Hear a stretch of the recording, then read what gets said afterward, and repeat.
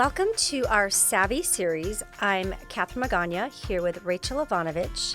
And today's episode, we're going to challenge you a little bit, but in the best way. So we're going to have a conversation about, are your goals actually too small for the life your wealth can support? So here we are, and as we're kind of reflecting the end of the year, we're also thinking about next year and goals and just being in that mindset. And so we thought we'd have a conversation today. And so the truth is we've built money, we've accumulated money, we save. And what we find is, are your goals too small? Are you thinking big enough? And it's something that even myself, I get tasked with and think about because it got brought to my attention this year. We were working with a coach and he basically said, he challenged you. He did. He's like, you need to scale and think bigger. So it's one of those things I think we underestimate what we're capable and what's possible. And I think that really stems a lot from perhaps our childhoods. Yeah. So it's just, how were you brought up? And so you think, okay, and sometimes I think, and I'm guilty of it, but I'm now mindful of it. Sometimes I think, what kind of goals can I set that I know that for sure I can reach? Yeah, I know I can get this. I know I can do this. And so maybe you're not dreaming big enough. I know. And so it's thinking bigger and how and what's important to you, I think. But I think there's some things that we as women, why we dream so small, not only conditioning, but also social pressure.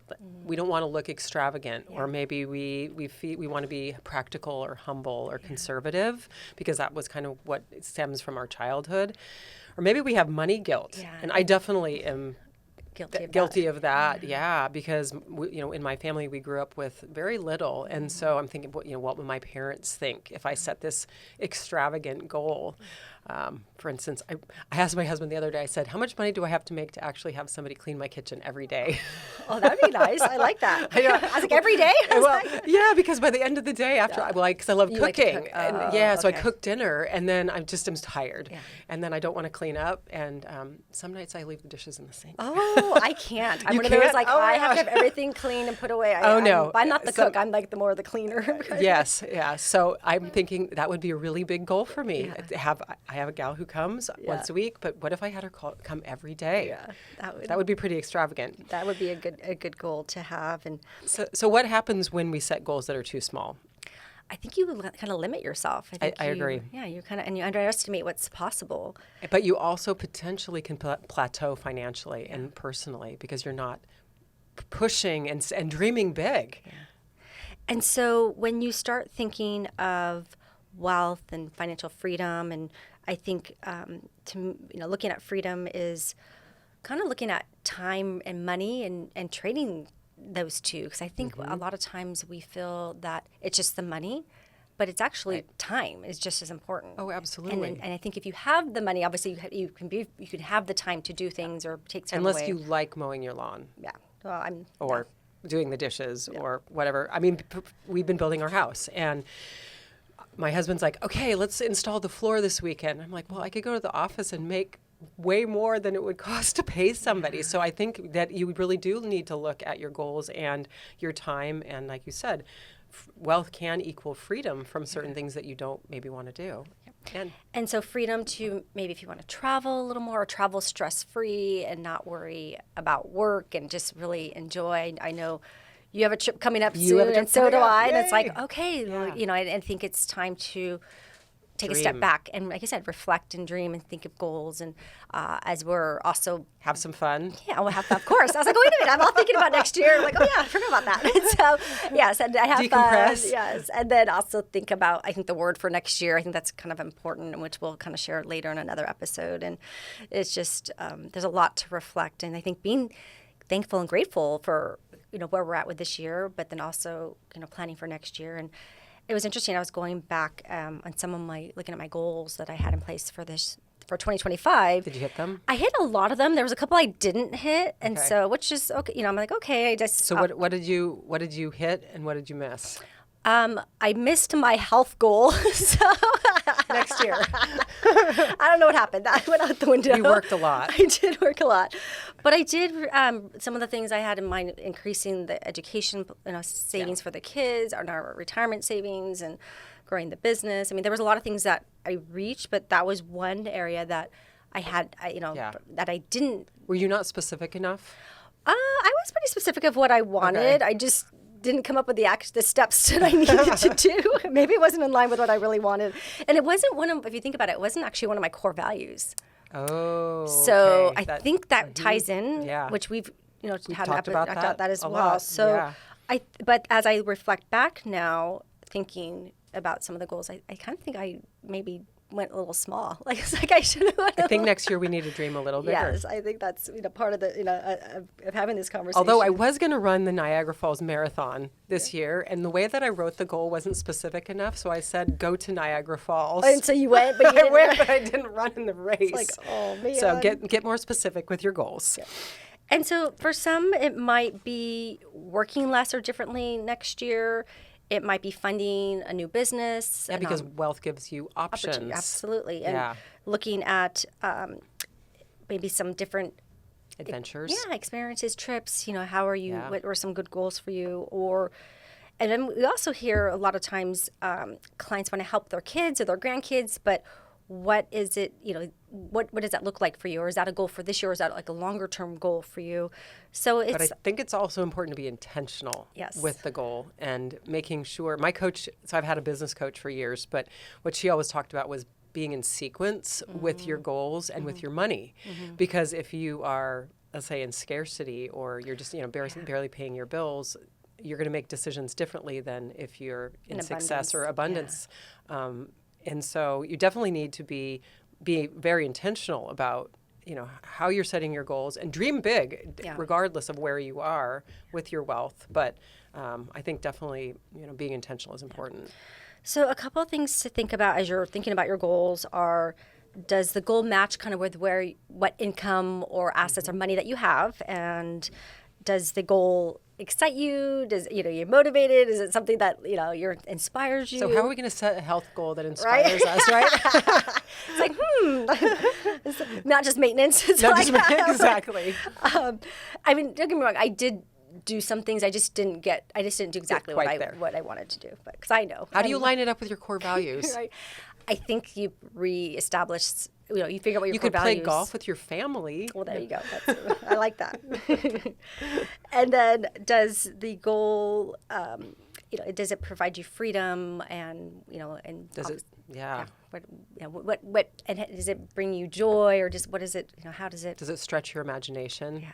So I think we're at a good place. This is why we want to talk about it now. Is we're wrapping up the end of the year, reflecting on this last year, but also, what's to come in 2026. And I think it's important to look back on 2025 as well and to celebrate the successes of what you did achieve in 2025 versus, just setting the goals because I'm really guilty of that. I'll finish a huge project or accomplishment and then I'll be like, okay, what's next?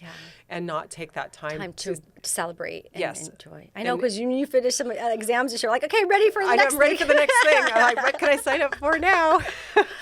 So I think it's good to celebrate and actually do. It doesn't have to be something big where you're spending, but maybe dream big, right?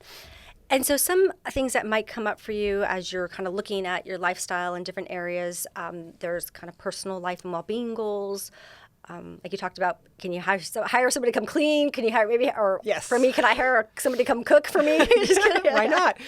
I don't know, I'm just like. Maybe a couple nights a week. Yeah. That's a pretty luxurious goal. Or is it building a wellness or an area at We the built home? a home gym. Did you? Yeah. That was the best thing that we've done in a long time because if it's raining or if it's dark, I can work out. And some other things to think about maybe for your career and business. Are you still in a career that you enjoy, you're passionate about, or are you stressed out of your mind and you need to revisit, what you're doing and why? Or is it a matter of hiring more staff or resources or allocating your time? And that was another thing this last year we did is we brought on a paraplanner, brought some, Itzel's here with us. And saying don't move your own piano. Right? Frank Sinatra did not move his own piano. Yes, and that's been a huge help for us. Yeah. And so I just kind of looking at, what. But learning to delegate is hard, and letting go of control is hard. Yeah. But it frees you up. It does free you up, and maybe invest in a business advisor or coach. Yeah, and I know you've worked with coaches a lot. We've done a lot of coaching. Yeah, we've done a lot of different types of coaches, but definitely I think it's important because they kind of give you different perspective and a little bit of a sounding board, definitely will continue that path for myself as well. And then relationships and legacy, so funding 529 plans or trust or charitable giving. I mean, we had a lot of conversations about charitable giving recently. We did, and donor advised funds this year. That's and we're actually looking at potentially doing some more in the beginning of next year and being a resource in that area.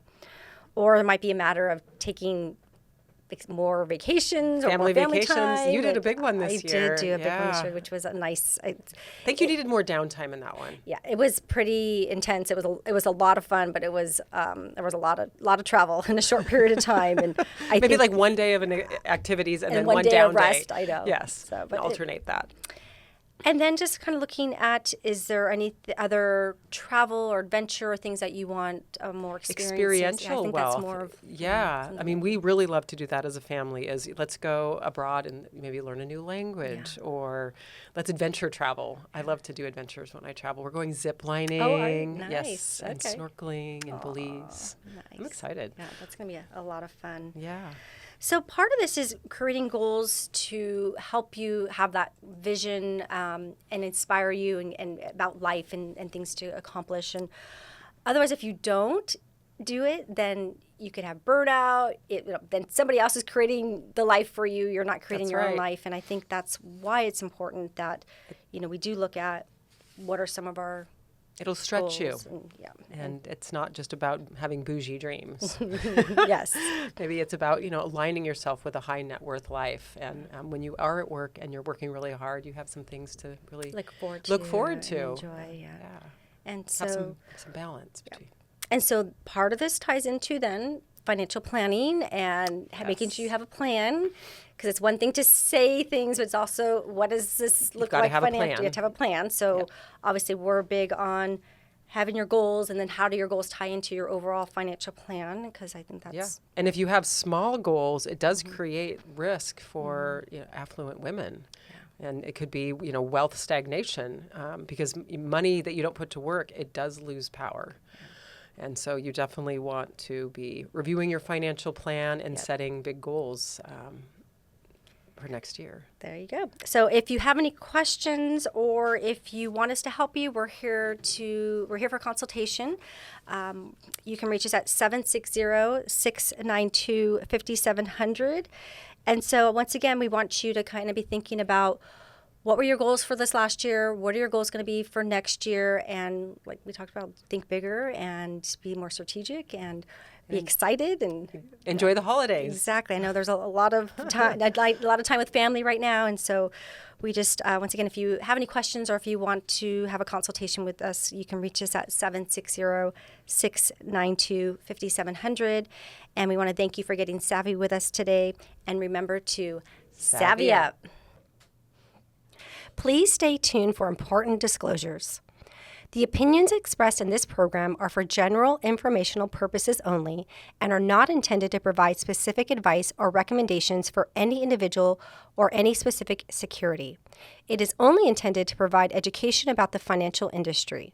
To determine which investments may be appropriate for you, consult your financial advisor prior to investing. Any past performance discussed during this program is no guarantee of future results, and the indices referenced for comparison are unmanaged and cannot be invested into directly. As always, please remember investing involves risk and possible loss of principal capital. Please seek advice from a licensed professional. Savvy Woman Wealth Management is a registered investment advisor with the SEC.